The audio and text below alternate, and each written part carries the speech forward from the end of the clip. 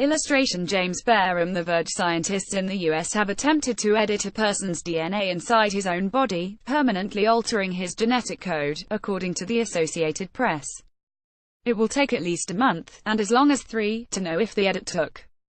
If it works, that may boost the development of gene therapies, which tinker with genes in order to treat or prevent diseases.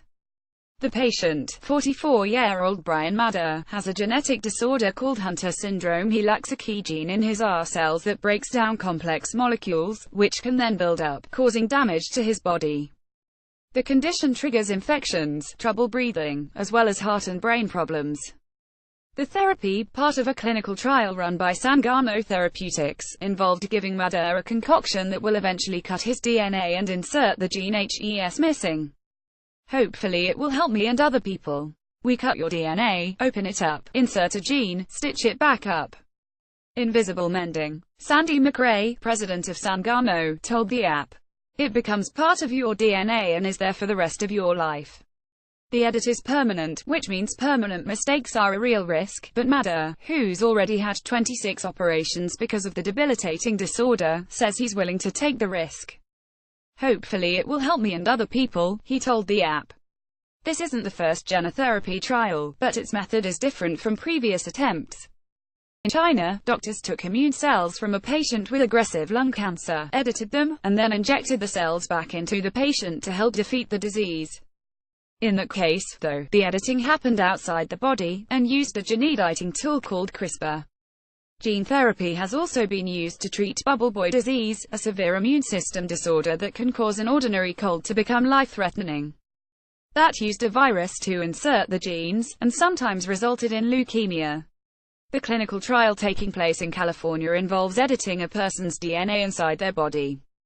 It also uses a different gene editing tool called zinc finger nucleases. Like CRISPR, this tool can cut DNA, so that a corrective gene can be inserted into a specific spot in the genetic code. The same editing tool has already been used by Sangamo to edit the immune cells of HIV patients, though that editing was done outside the body. The therapy is risky. Patients who've had genes inserted into their DNA have died before. Editing mistakes might affect other genes or other parts of genome, causing cancer, for instance. When you stick a chunk of DNA in randomly, sometimes it works well, sometimes it does nothing and sometimes it causes harm, Hank Greeley, a Stanford University bioethicist, told the app. The advantage with gene editing is you can put the gene in where you want it. For the treatment to succeed, only 1% of our cells in Maddex's body need to be edited with a new gene, according to the app.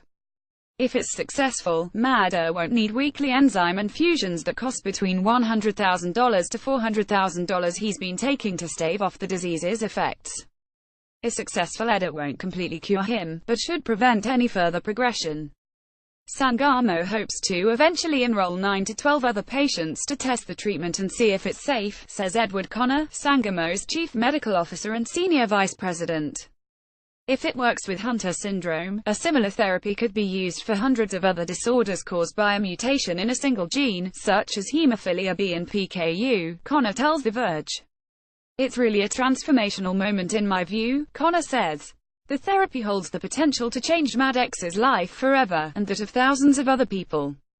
I'm nervous and excited, Madder told the app. I've been waiting for this my whole life, something that can potentially cure me.